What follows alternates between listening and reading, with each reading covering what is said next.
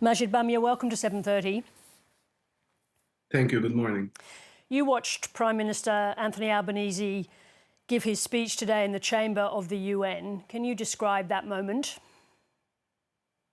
Well, you have to imagine we're talking about a people whose existence has been denied, who were almost pushed out of history and geography, and who today are still suffering tremendously with an attempt to dispossess them, to displace them from their land, to destroy their existence as a nation. We are entitled to freedom. That should be the starting point for anyone who considers this matter. Look at us as a people. Look at us as human beings. Look at us as people who are entitled to life and liberty.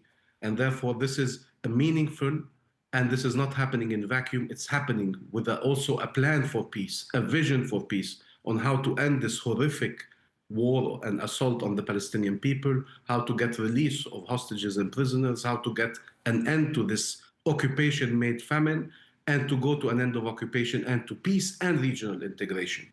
But does recognition do anything at all to help achieve a ceasefire? It preserves the two-state solution and Palestine. Netanyahu is telling everybody, I am here to destroy Palestine. Somebody has to answer back. We will not allow you. The Palestinian people are human beings. You have to respect them. That is an extremely important signal. And then you need to help us, the government who has chosen the peaceful path for liberation, to demonstrate to our people that we are actually right, that there is a peaceful way forward.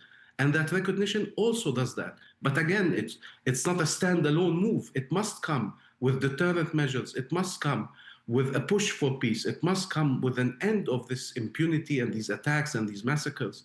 And we are very clear in our position. We condemn the killing of civilians, whether they are Palestinians or Israelis. We have said we want the release of hostages and prisoners. We said we recognize Israel, but Israel must recognize our rights, our existence. And today, these countries are close allies to Israel. So it makes no sense. And it's an insult to say this is recognizing the Palestinian state is support to terrorism. How could you dare pronounce these words, some of these people who allow themselves to speak about a nation that has been struggling to get to liberation? So it is the right move, it is long overdue, and it is not enough by itself, but it is a fundamental shift. And it's an important message also to the Israeli public. There's many messages. Palestine will exist side by side in peace and security with Israel, and your recognition of that state, the end of your occupation, offers you peace and security and integration with the entire region. That also is a very courageous message while 200,000 Palestinians in Gaza have been killed or maimed and are being starved. And so it is meaningful for you that a country like Australia, which is obviously far away from the Middle East, not a major player in the Middle East, it's still meaningful to you to see the Australian Prime Minister make that call today? It is extremely meaningful. And you are in very good company. Almost 160 states around the world recognize the state of Palestine. The attempt to show this as somehow a controversial move is beyond absurd. And honestly, the 10 countries recognizing altogether after a previous wave of recognition, it is clear either we act to end the cycle of violence. This is the true impasse. We need to show that violence is an impasse. What is the alternative to recognition, to taking concrete measures, to refusing these policies and actions? Netanyahu saying, I will colonize more, as if he hadn't colonized enough. I will destroy more, as if he hadn't destroyed enough. We need to show that we are also voluntarists, that we will not sit idly by while a nation is being destroyed, while peace is being destroyed, while the future of our region and its peoples is being compromised. There is an alternative path where we live together, all free, all in peace, all in security, and accepting that the Palestinians are as entitled to freedom, to peace, and to security as the Israelis are. I think that shouldn't be such a matter of controversy, and therefore we will see more and more people rallying to the idea we cannot wait for an end of the war. We have to act to end this horrible tragedy and these massacres and allow a different future for both. So what is your message to Hamas, which now claims victory, but whose atrocities on October the 7th obviously made this war and Israel's almost inevitable response so likely? I don't accept it made Israel's response so likely, because nobody came on the 7th of October and said what Israel did before the 7th of October justified any But if I may, of the actions Majed or any Bamya, violence against civilians. can I We just bring you cannot back? demand I beg your Palestinian. pardon. Can I just bring you come to back it. to the question of We Hamas? cannot Thank you. demand Palestinian pacifism and justify Israeli militarism. Violence is an impasse for both sides. Killing civilians is unacceptable for both sides.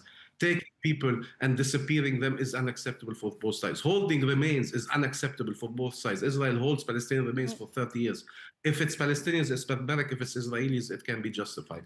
So we are clear in our position. We don't accept what has been done. We have a different policy. We have an alternative path. We will bring about liberation through peaceful means, but that can only happen with the support of the international community to stop the madness of this Israeli government as well. And it's this clarity that allowed these countries to come and recognize the state of Palestine. That's their interlocutor. And the New York Declaration is very clear on Hamas, on Israel, on the killing of civilians, on the path forward, on the end of the occupation, on our right to freedom, and on the right of everyone, including Palestine and Israel and our region, to share peace and security. Let me just talk about some of the conditions that the Australian government has attached to its recognition. One of them is that is asking for a transformation of the Palestinian Authority, along with the French, the UK, the Canadians, the Arab League. Is it realistic that under a leader like Mahmoud Abbas, who's presided over a regime that riddled with corruption and plagued by anti-democratic moves, is it possible that Mahmoud Abbas can oversee a reformed Palestinian Authority? We are back at this kind of logic. It's true that Israel is a model when it comes to but this is a question about the Palestinian Authority, if I may, and it's important to the Australian public that they understand what's next. We have a leadership and a government that has had the courage to speak of peace while the Israeli government was unleashing its worst violence against the Palestinian people. We have a government that is committed to reform under the greatest international oversight on any government in the world, and it is acting in front of the entire world, who can judge of the results as they move forward. But I don't remember of the recognition of any state that has been put to more scrutiny, to more conditions, to more layers, while we are under occupation, while we are suffering, while we are being killed, while we're being colonized. And yet, we have accepted to work with the entire world because we do this for our people who deserve, who are entitled to a better future. And we have our part to play. We have also our responsibilities to make that better future. But everybody needs to accept none of these kind of arguments thrown out there used by Israel to justify the prolongation of the occupation and the prolongation of the suffering of the Palestinian people is acceptable. We are entitled to freedom. The rest needs to be done, and we work with the international community to do it. But these are used as excuses to continue dominating, dispossessing, and displacing the Palestinian people. Let me ask you.